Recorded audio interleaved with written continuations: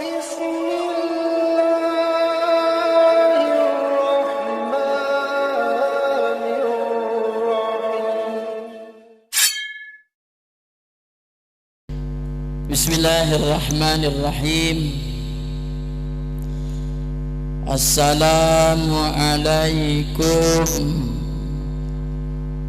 warahmatullahi wabarakatuh.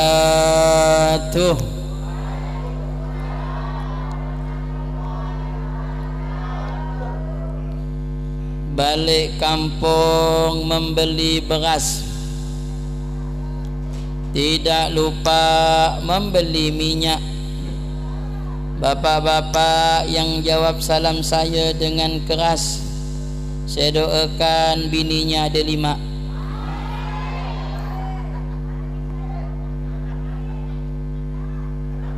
Berarti yang suara kecil tadi itu macam mana Pak Ustaz? Kalau Pak Muda dipanggil Pak Cik, paling senang makan ketupat. Bapak-bapak suaranya kecil, saya doakan bininya 4.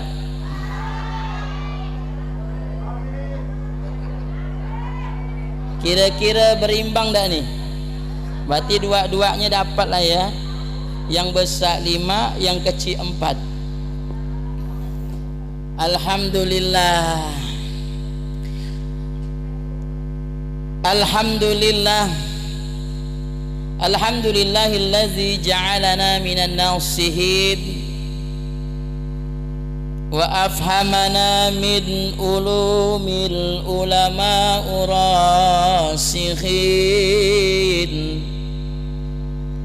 Wassalatu wassalamu ala man nasakha dinuhu أدينا الكفرة والصالحين وعلى آله وأصحابه الذين كانوا يتمسكوا شريعة الصالحين.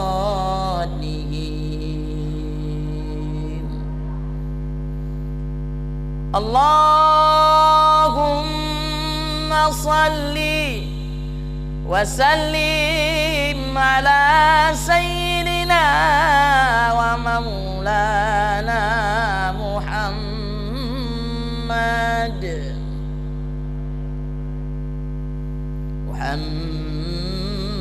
الكريم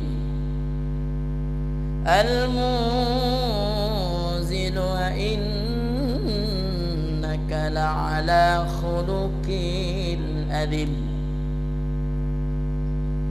أما بعد فقد قال الله تعالى في كتابه الكريم: أعوذ بالله السميع العليم من الشيطان الرجيم. يا أيها الذين آمنوا اتقوا الله وابتغوا إليه الوسيلة وجاهدوا في سبيله لعلكم تفلحون. قال نبينا محمد صلى الله عليه وسلم: ما من أمل أحب إلى الله يوم النهار إراقة الدم، أو كما قال رسول الله صلى الله عليه وسلم: صدق الله العظيم وصدق رسوله النبي الكريم، ونحن على ذلك من الشاهدين والشاكرين، والحمد لله رب العالمين. hadratil mukarramin, jami'il asatiz wal ulama wal zu'ama wal umara, wabil khusus ta'mirul masjid Nurul Iman wa sahibul wasilah, yang menyampaikan saya sehingga bisa duduk di depan ibu-ibu, Ustaz Ridwan. Kita doakan mudah-mudahan pengurus masjid dan Ustaz Ridwan panjang umur, diberkahi hidupnya oleh Allah, ditambah rezekinya oleh Allah, ditambah istrinya oleh Allah.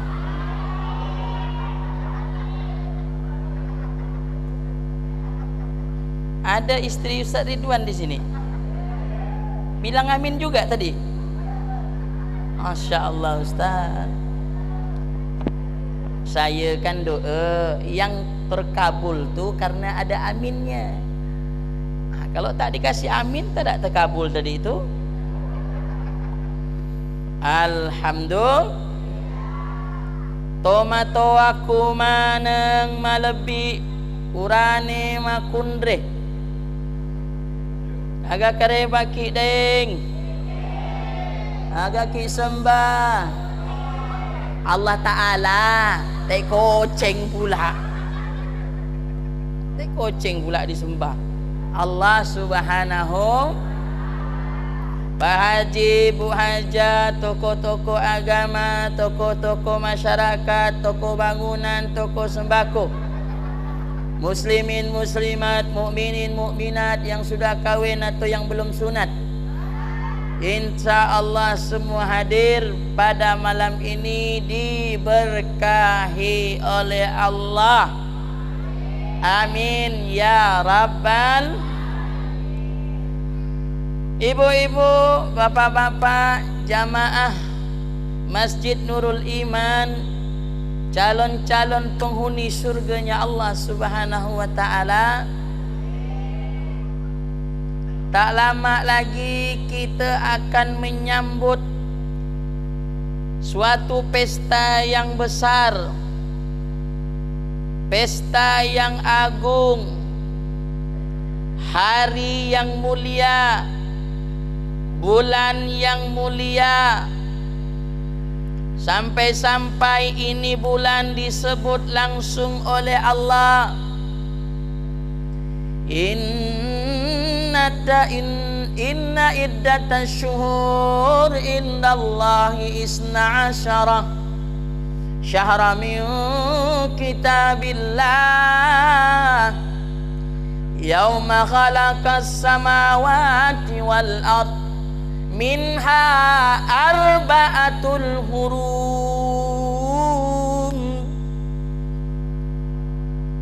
Sesungguhnya bilangan di sisi Allah ada 12 bulan.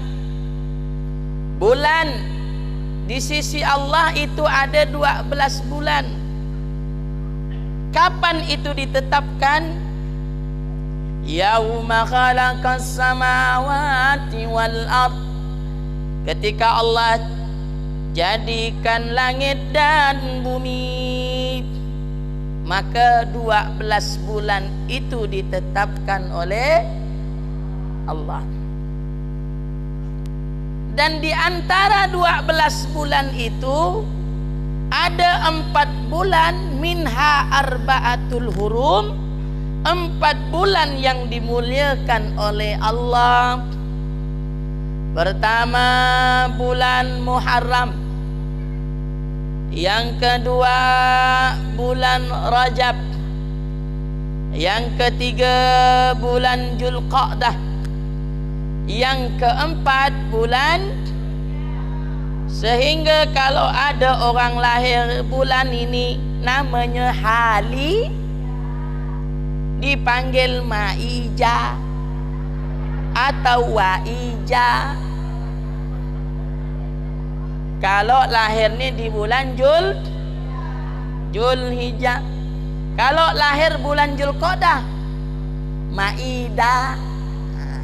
sauda, dadah. Ibu bapak yang dirahmati dan dicintai oleh Allah, kenapa ini bulan dikatakan bulan yang istimewa?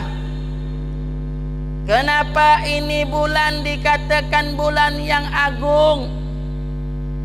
Karena ada satu hari yang jikalau seseorang beramal mengalahkan pahala jihad fi sabilillah, sehingga Nabi mengatakan tidak ada satu amalan ahabbu ilallah yang lebih disukai oleh Allah, yakni yaumul asar fi Zulhijjah, yaitu 10 hari di bulan Zulhijjah dari tanggal 1 sampai tanggal 10. Jikalau kita beramal, pahalanya mengalahkan jihad fi sabil. Maka beruntunglah ibu-ibu yang sampai saat ini, mulai awal bulan Zulhijjah sampai sekarang, istiqomah mengaji Al-Quran. Alhamdulillah. Maka beruntunglah bapak-bapak, mulai dari tanggal 1 Zulhijjah sampai sekarang masih tetap istiqomah solat 5 waktu di masjid berjamaah. Alhamdulillah. Beruntunglah ibu-ibu, mulai dari tanggal 1 Zulhijjah sampai sekarang masih tetap istiqamah berpuasa di bulan Zulhijjah. Alhamdulillah. Beruntunglah bapak-bapak, ibu-ibu yang bersedekah mulai awal bulan Zulhijjah sampai saat ini. Alhamdulillah.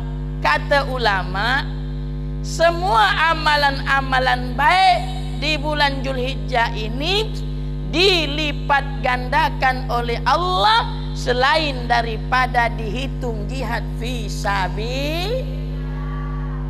sabilillah. Maka oleh karenanya fastabiqul khairat.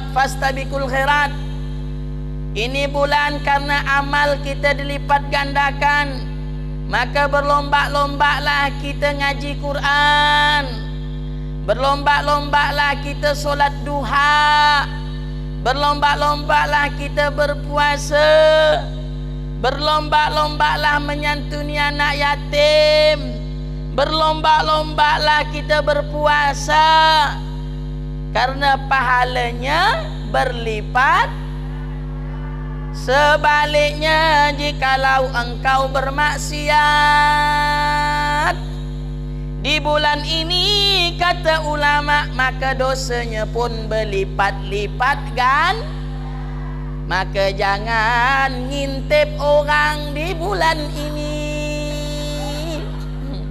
Ada yang ngintip? Ibu memang tak ada, bapak ni kadang-kadang. Kalau ngintip bini boleh Pak Ustaz? Bolehlah, bini kau seorang, jangan bini orang kau intip. Maka ibu bapa yang dirahmati oleh Allah, minta kita kepada Allah agar di bulan ini dijauhkan dari perbuatan tercela, perbuatan dosa, perbuatan maksiat di hadapan Allah. Bermohon kita kepada Allah agar kita dikasih petunjuk. Ibu bapa yang dirahmati dan dicintai oleh Allah, semua yang saya ceritakan tadi adalah amalan-amalan baik dan berlipat ganda amalan tersebut jikalau ibu bapa mengerjakan. Tetapi ada satu hari, kata Nabi, jikalau engkau mengerjakan satu amalan tersebut, pahalanya mengalahkan pahala yang tadi yang saya sebutkan. Benda apa lagi tu Pak Ustaz? Padahal ngaji ni dah bagus. Betul? Padahal solat 5 waktu ni dah bagus. Padahal menyantuni anak yatim bersedekah pun dah bagus. Apalagi amalan tersebut Pak Ustaz? Penasaran saya. Berapa hebatkah amalan tersebut Pak Ustaz? Nabi Muhammad sallallahu alaihi wasallam beliau bersabda, "Ma min amalin ahabbu ilallah yaumun nahar iraqatid dam." Tak ada satu amalan apapun, Nabi bilang, tak ada satu amalan apapun yang lebih disukai oleh Allah, lebih dicintai oleh Allah pada tanggal 10 Zulhijjah, bukan menyantuni anak yatim, bukan bersedekah, bukan mengaji Al-Quran, akan tetapi menumpahkan darah. Masuknya menumpahkan darah ni macam mana Pak Ustaz? Apakah tanggal 10 Zulhijjah ni saya mesti menyembelih tetangga saya yang gemuk tu? Aku tengok udah 150 kilo dah Pak Ustaz. Berjalan pun dah macam sapi dah aku tengok. Bergoyang sana, bergoyang sini aspal tu Pak Ustaz. Apakah seperti itu? Ternyata bukan.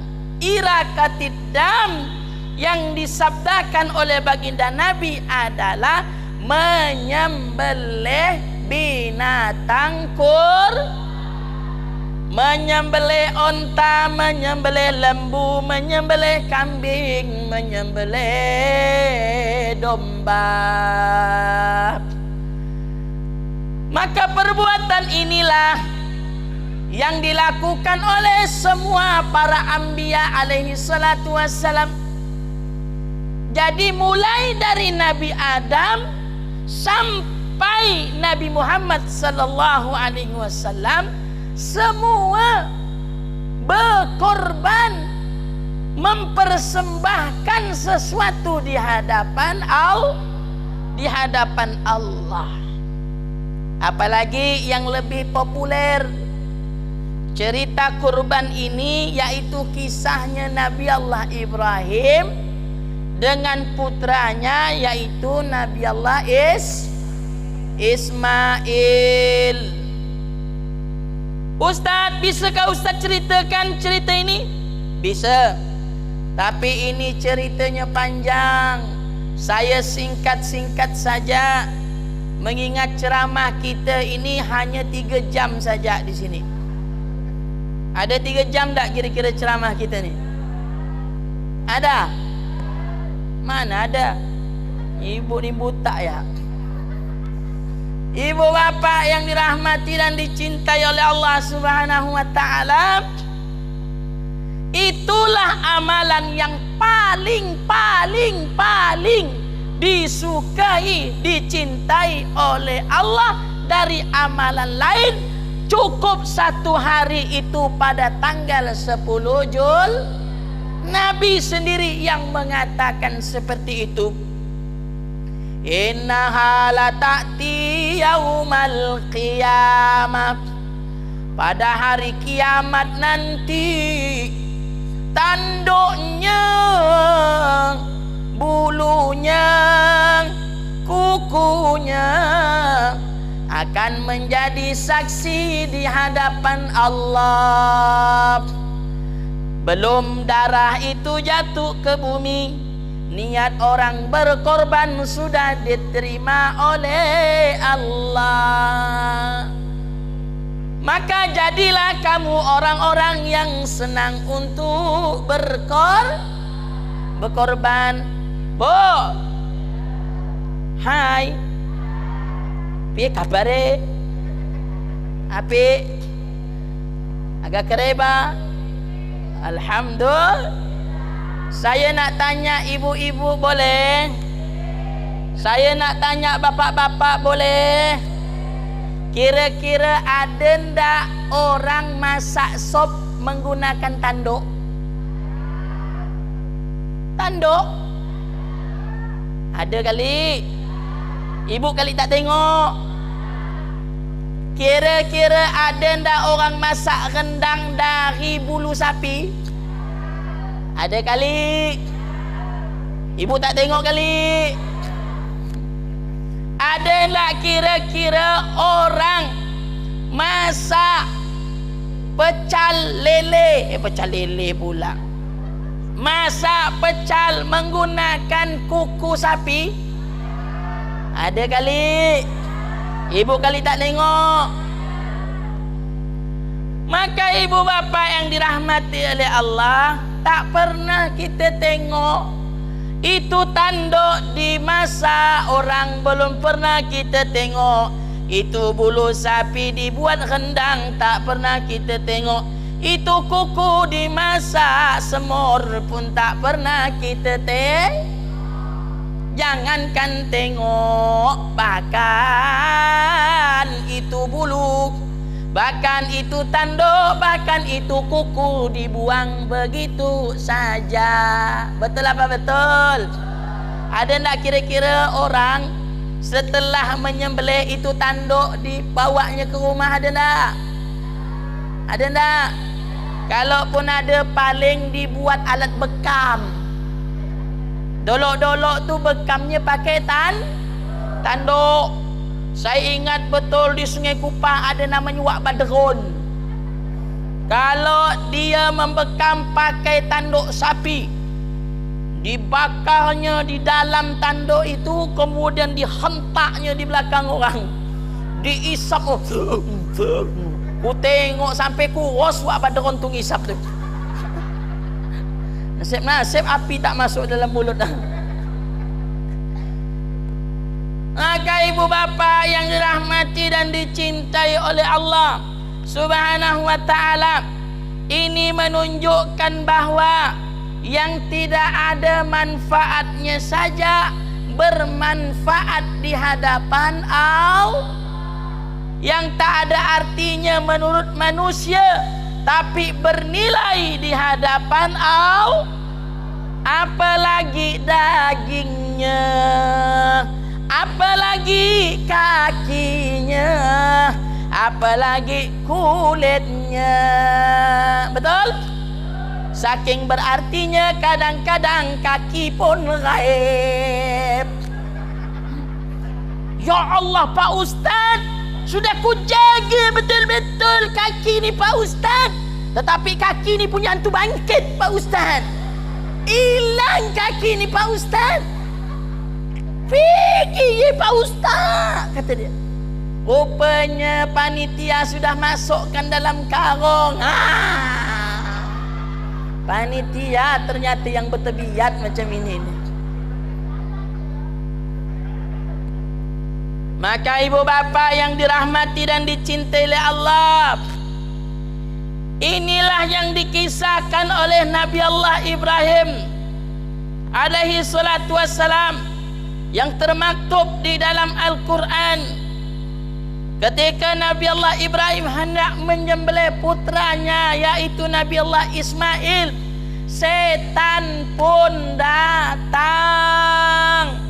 Dibisikkannya Nabi Allah Ibrahim, "Oh melok pergi ki mau ke mana kau bawa pisau, bawa tali, bawa nampan, mau ke mana?" "Aku hendak menyembelih anakku." Kau fikir betul-betul tak ada ceritanya orang tua menyembelih anak. Maka Ibrahim mengatakan ini perintah Allah, dan syaitan mengatakan tak mungkin Tuhanmu merintahkan kamu untuk menyembelih anakmu. Karena yakin dan imannya Nabi Ibrahim kuat, dia mengatakan, "Izhab ya laib, pergi wahai terlaknat, jangan kau dekati aku." Gampang garangnya Wak Ibrahim tu. Maka pergilah setan itu dengan tangan hampa karena tidak bisa mempengaruhi Nabi Allah Ibrahim. Apakah setan habis cara? Ternyata tidak. Kalau suaminya hebat, belum tentu bininya hebat. Karena bini ini bukan main otak, tetapi main perasaan. Hajar, ye, magi kau. Kau tak tahu ke apa benda tu? Anak kau tu mau disembelih sama bapaknya. Tak masuk akal. Itulah aku datang ngasih kau tahu.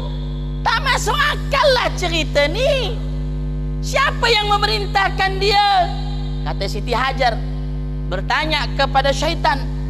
Katanya Allah Subhanahu wa ta'ala yang memerintahkan.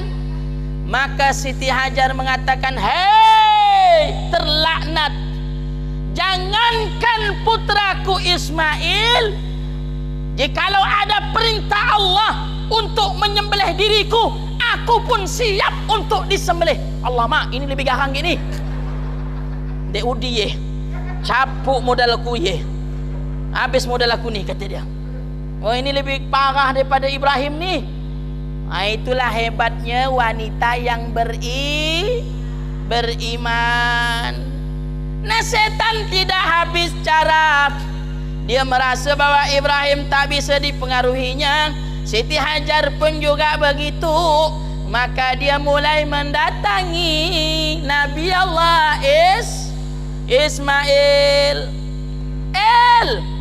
Ya om, kau tahu ke kau nak disembelih? Tak tahu om. Kau tengoklah bapak kau tu bawa pisau, dia bawa tali, itu nak diikatnya, kau nak disembelihnya kau. Emang yang merintahkan dia siapa om? Yang merintahkan dia Allah Ta'ala. Maka mendengar nama Allah Subhanahu wa ta'ala, naik imannya Nabi Allah Ismail alaihi salatu wassalam. Ia pun mengambil satu kerikil, ia pun melemparkan, izhab ya laib, pergi wahai terlaknat. Begitu dilemparkan batu, kena mata setan sebelah. Aduh, capuk mataku. Allah, tinggal sebelah ya lah. Tak bisalah aku tengok perempuan lagi ni dah, kata dia. Tinggal sebelah mata. Maka larilah setan terbirit-birit. Sehingga sampai sekarang disebutlah dengan melempar jumrah. Itu simbol keabadian permusuhan antara manusia dengan syaitan. Pak Ustaz, ku tengok jamaah haji waktu aku berangkat dulu Pak Ustaz, gampang-gampang gak dia melempar. Jarak 3 meter pakai ngindar lagi Pak Ustaz. Kuda-kuda lagi, wah kelepap, minta betul-betul pala aku benjol Pak Ustaz, kata dia. Habis kerikil, sendal pun diberi. Ini kau melempar setan ke kau kesetanan ni? Nampak-nampaknya itulah setan yang sebenar-benar. Maka ibu bapa yang dirahmati oleh Allah, jikalau ada orang taat, orang beribadah, ingin mendekatkan diri pada Allah, pasti datanglah waitan mengganggu. Kau ambil saja itu kaki panitia tak tengok kau, masukkan dalam jubah kau. Itu kulit kau potong sedikit, masukkan dalam celana kolor kau. La ilaha illallah. Itu daging siapa yang kau ambil wajib? Itu daging siapa yang kau ambil bro? Itu punya orang yang kau belum dapat izin untuk mengambilnya. Maka hati-hati ibu bapa yang dirahmati Allah. Jangan kita bangga. Begitu banyak sapi di masjid. Berapa sapi di masjid Nurul Iman ni? Alhamdulillah ada 20 kali Pak Ustaz. Bangga kau? Banggalah Pak Ustaz. Hati-hati. setan akan datang.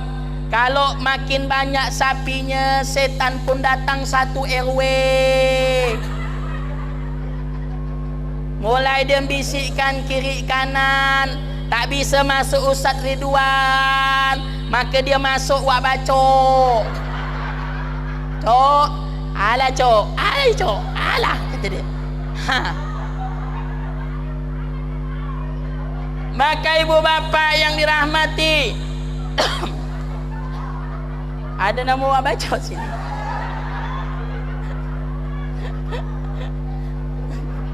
Mohon maaf ya bacok, tidak patut menyinggung Pak Bacok.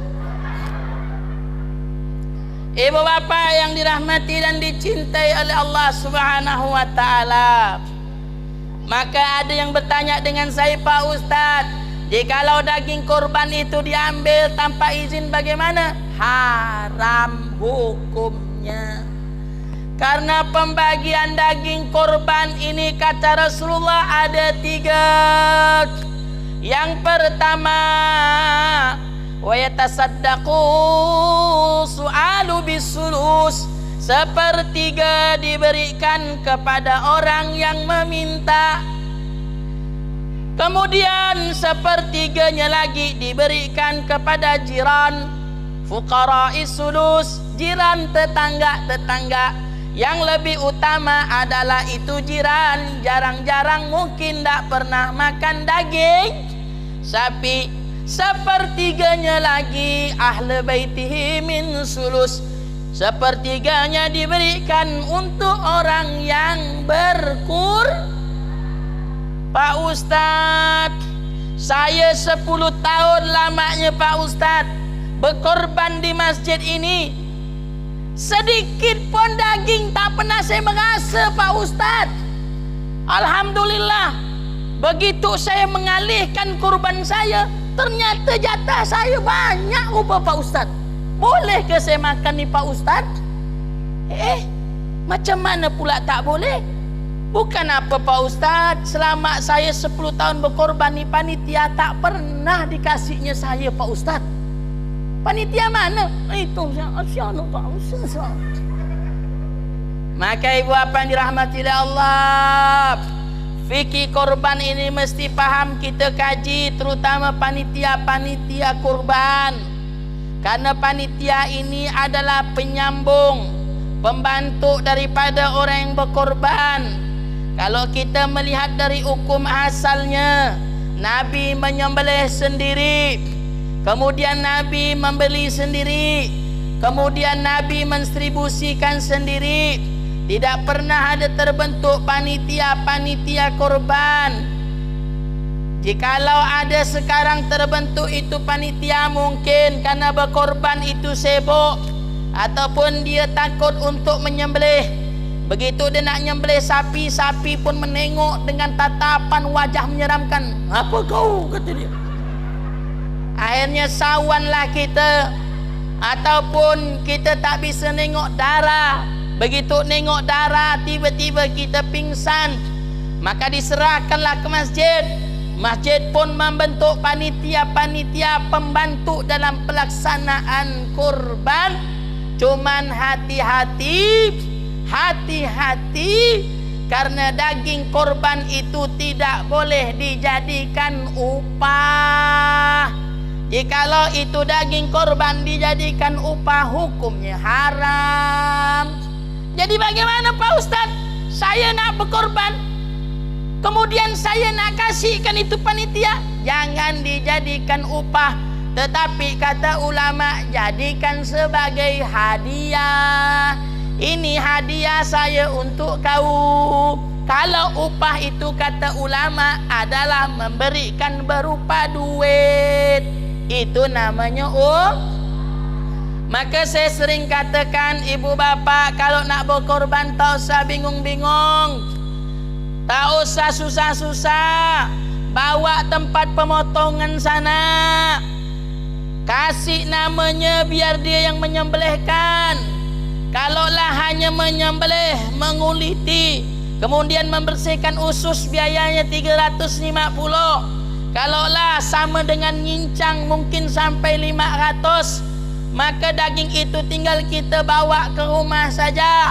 Sepertiganya kita berikan kepada orang yang berkorban, sepertiganya berikan kepada tetangga, kemudian sepertiganya berikan kepada orang yang meminta. Tak ada ribut.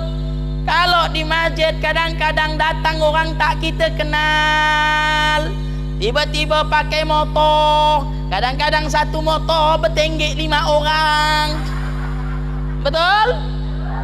Kalau tak salah, ku tengok kau sana tu, muka kau ni, tadi ku lihat bapak kau yang minta, ini kau pula yang minta ni. Nanti ada lagi anak kau nampak ni bertapuk ni, kata dia. Akhirnya bingunglah itu panitia.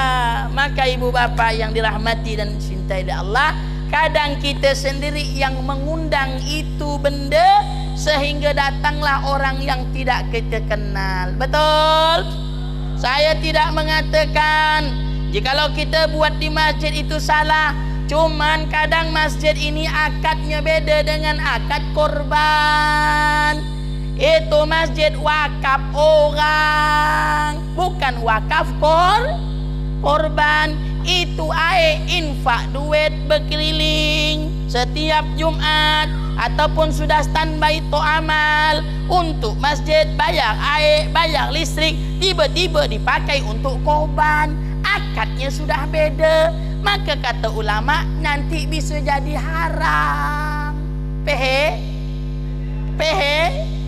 nehi tunjahe. Maka ibu bapa yang dirahmati dan dicintai oleh Allah, di balik syariat kurban ini, syiar kurban ini pahalanya besar jikalau kita ikut aturan dengan benar dan betul. Tapi akan menjadi suatu dosa besar pula jikalau kita tak tahu cara mainnya korban itu seperti apa. Ibu bapa yang dirahmati dan dicintai oleh Allah Subhanahu wa taala, sudah jam berapa? Isaknya jam berapa Pak Ustaz Ridwan? 5 menit lagi. Oh, di situ patokannya. Menuju waktu isak. Tak isak lah kita. Ibu bapa yang dirahmati dan dicintai oleh Allah, sebenarnya saya hari ini hadir ingin memotivasi ibu-ibu, bapak-bapak supaya senantiasa tergugah hatinya untuk berkorban. Karena ini syariatnya para anbiya alaihi salatu wassalam.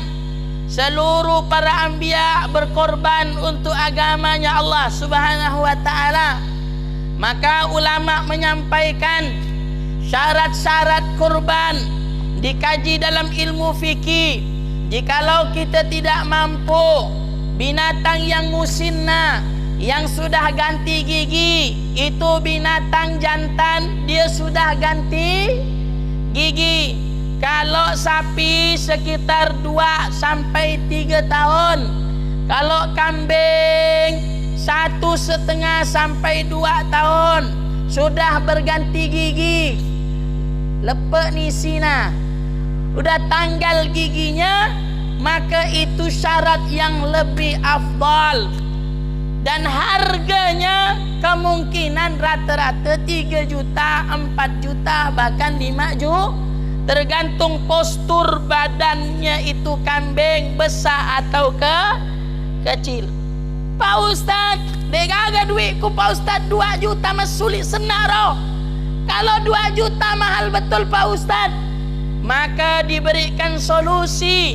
Jikalau kita tak mampu berkorban dengan binatang jantan, maka boleh kita berkorban dengan binatang kambing betina yang harganya tidak sama seperti kambing Kalaulah mungkin jantan 3 juta, betinanya mungkin sekitar 2 juta. 2 juta tergantung postur dan badannya besar atau kecil. Pak Ustaz, 2 juta, 1,5 juta pun saya tak punya duit Pak Ustaz. Maka ulama menyampaikan kembali, ada binatang yang boleh disembelih di bawah umur 2 tahun, di bawah umur 1,5 tahun, yaitu binatang jazaah yang berupa domba umur dari 6 bulan sampai 1 tahun. Tentunya semakin kecil pemeliharaannya, maka itu uang pun semakin, itu binatang semakin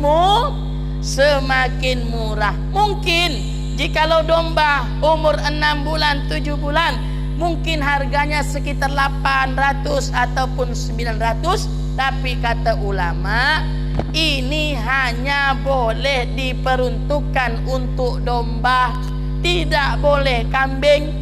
Kenapa? Kalau domba umur 6 bulan sudah besar, dan kalau sudah besar disembelih, dagingnya tentu banyak, yang dilihat adalah manfaat yang dibagikan kepada orang lain. Maka dengan menimbang seperti ini, maka kata ulama dibolehkannya kita berkorban. Syaratnya binatang domba umur 6 bulan sampai 1 tahun. Pertanyaan saya, kira-kira ibu bapak ada ndak duit 1 juta? Ada ndak duit 1 juta? Ada ndak? Ini korban tahunan, bukan harian, bukan bulanan, bukan mingguan. Betul?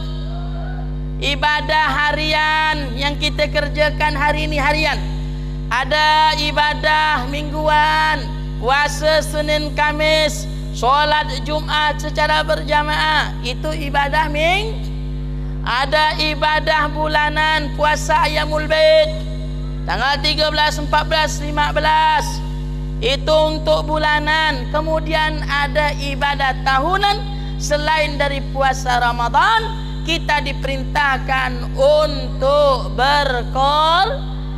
Kira-kira bisa tak kita ngumpulkan duit 1 juta selama 1 tahun? Bisa atau tidak?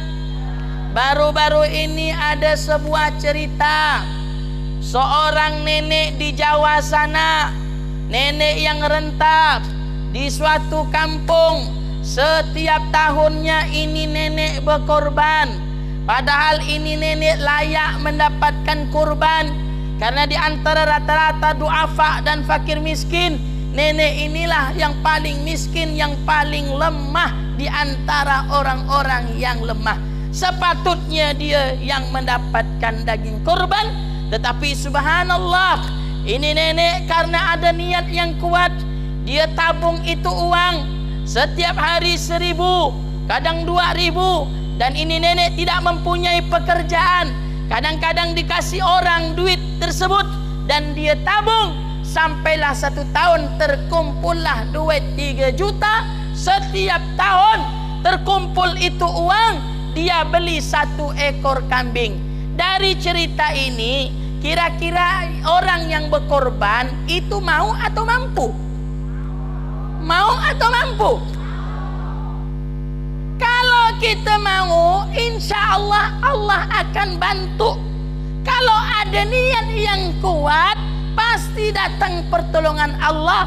Tapi kalau kita tak mau, biar jabatan kita tinggi bagaimana, biar harta kita banyak seperti apa, kalau tak mau, pasti tidak mampu. Betul? Maka ibu bapa yang dirahmati oleh Allah Subhanahu wa taala, hari ini saya mengajak kepada ibu bapa yang belum berkorban, cepat catat nama, kirim ke Pak Ustadz Ridwan. Syukur-syukur kalau satu keluarga bisa 1 ekor alhamdulillah. Maka nanti kasih tahu saya Ustadz Ridwan, hari ini Pak Ustadz alhamdulillah, setelah Ustadz ceramah ada orang yang nyumbang sapi Pak Ustadz untuk berkorban. Alhamdulillah naik lagi Pak Ustadz sekitar 5 kambing, alhamdulillah. Hubungi saya Pak Ustadz, nanti saya minta jatah sedikit. Alhamdulillah. Terima kasih atas perhatian. Mohon maaf jikalau ada kekurangan dan kesalahan. Mungkin ini saja yang saya dapat sampaikan. insyaallah kita akan bertemu lagi di gelombang yang berbeda, dan mudah-mudahan kita hadir di sini dosa-dosa kita diampunkan oleh Allah, ditinggikan derajatnya oleh Allah, diberkahi umur kita oleh Allah, dilancarkan rezeki kita oleh Allah. Amin ya rabbal alamin. Syakhiri billahi taufik wal hidayah. Summa assalamu alaikum warahmatullahi wabarakatuh.